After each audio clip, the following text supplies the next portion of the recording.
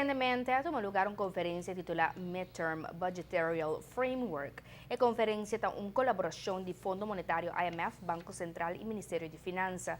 Fora de ano passado, aprovando para cambiar a procedura de presupuesto estático para uno dinâmico. No quadro de pensamento, que a Ministra de Finanças reuniu com o Banco Central e acordar para organizar congresso na Itayer para fomentar conhecimento de cambio para presupuesto mais dinâmico.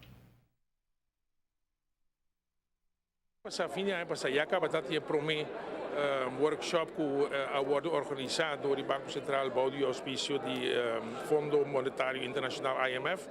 E a work trove nós a logra de organizar isso aqui patronizado por o Banco Central by auspicio de IMF trove. E o tópico de workshop de 2 dias aqui está vai estar midterm budgetarial framework, dus com um certo momento pode trazer presupuesto para período limitado e com esse certo momento por afetar ou com parte da procedura presupuestal. Naturalmente, com interesse presente na conferência aqui está também representante da IMF.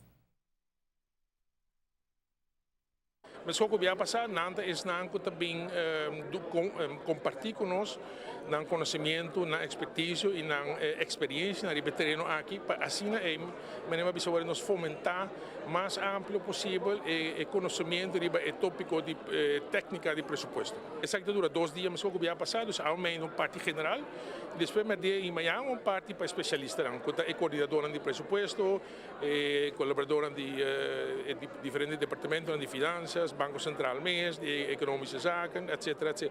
E também, naturalmente, para a arena político, também nós invitados, meus colegas, mas também parlamentares, etc. E uma vez diferente que vai estar presente.